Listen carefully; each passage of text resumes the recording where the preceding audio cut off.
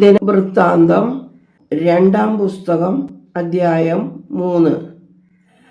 അനന്തരം ശലോമോൻ യെരൂശലേമിൽ തൻ്റെ പിതാവായ ദാവീദിന് ദൈവം പ്രത്യക്ഷനായ മോരിയാമലയിൽ യെബൂസ്യനായ ഒർന്നാന്റെ കളത്തിൽ ദാവീദ് കരുതിയിരുന്ന സ്ഥലത്ത് ദൈവത്തിൻ്റെ ആലയം പണിയുവാൻ തുടങ്ങി.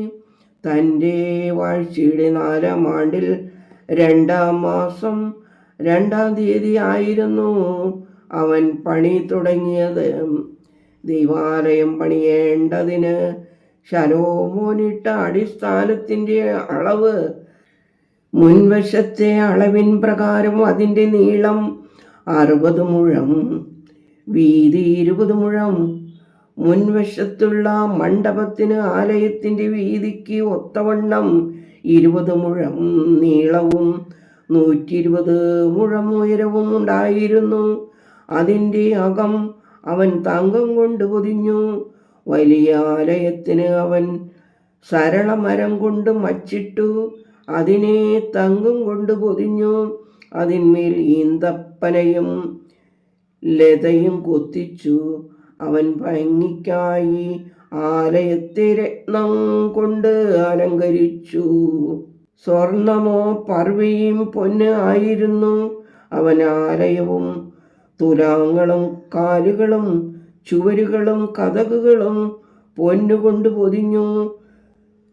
ചുവരിന്മേൽ കെരൂബുകളെയും കൊത്തിച്ചു. അവൻ മഹാവിശുദ്ധ സ്ഥലവും ഉണ്ടാക്കി. അതിൻ്റെ നീളം ആലയത്തിൻ്റെ വീതിക്കൊത്തവണ്ണം 20 മുഴവും വീതി 20 മുഴവുമായിരുന്നു. അവൻ 600 താലന്ത് തങ്കം കൊണ്ട് അത് പൊതിഞ്ഞു. ആണികളുടെ തൂക്കം 50 ശേക്കൽ പൊന്ന് ആയിരുന്നു. മുകൾ മുറികളിലും അവൻ പൊന്നുകൊണ്ട് പൊതിഞ്ഞു.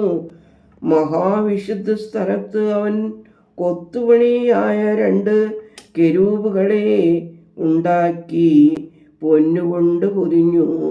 കെരൂബുകളുടെ ചിറകുകളുടെ നീളം 20 മുഴം. ഒന്നിൻ്റെ ഒരു ചിറക് ആലയത്തിൻ്റെ ചുവരോട് തൊടുന്നതായി 5 മുഴവും മറ്റേ ചിറക് മറ്റേ കെരൂബിൻ്റെ ചിറകോട് തൊടുന്നതായി 5 മുഴവും ആയിരുന്നു. മറ്റേ കെരൂബിൻ്റെ ഒരു ചിറക് ആലയത്തിൻ്റെ ചുവരോട് തൊടുന്നതായി 5 മുഴവും മറ്റേ കെരൂബിൻ്റെ ചിറകോട് തൊടുന്നതായി 5 മുഴവുമായിരുന്നു. ഈ കെരൂബുകളുടെ ചിറകുകൾ 20 മുഴം നീളത്തിൽ വിടർന്നിരുന്നു. അവ കാൽ ഊന്നിയും മുഖം അകത്തോട്ട് തിരിഞ്ഞും നിന്നിരുന്നു. അവൻ നീലനൂൽ, നൂമ്രനൂൽ, ചുവപ്പുനൂൽ, ചണനൂൽ എന്നിവ കൊണ്ട് തിരശ്ശീല ഉണ്ടാക്കി അതിന്മേൽ കെരൂബുകളെയും നെയ്തുണ്ടാക്കി. അവൻ ആലയത്തിൻ്റെ മുമ്പിൽ 35 മുഴം ഉയരമുള്ള 2 സ്തംഭങ്ങളുണ്ടാക്കി. അവയുടെ അഗ്രത്തിലുള്ള പോതികയ്ക്ക് 5 മുഴം ഉയരമുണ്ടായിരുന്നു.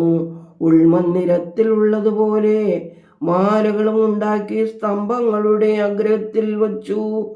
100 മാതളപ്പഴവും ഉണ്ടാക്കി മാലകളിൽ കോർത്തിട്ടു. അവൻ സ്തംഭങ്ങൾ മന്ദിരത്തിൻ്റെ മുമ്പിൽ ഒന്ന് വലത്തും മറ്റേത് ഇടത്തും ഉയർത്തി. വലത്തേതിന് യാഗീൻ എന്നും ഇടത്തേതിന് ബോവസ് എന്നും പേർ വിളിച്ചു. ദൈവമേ, സ്തുതി നിനക്ക് യോഗ്യമാകുന്നു. പാറകുമോ.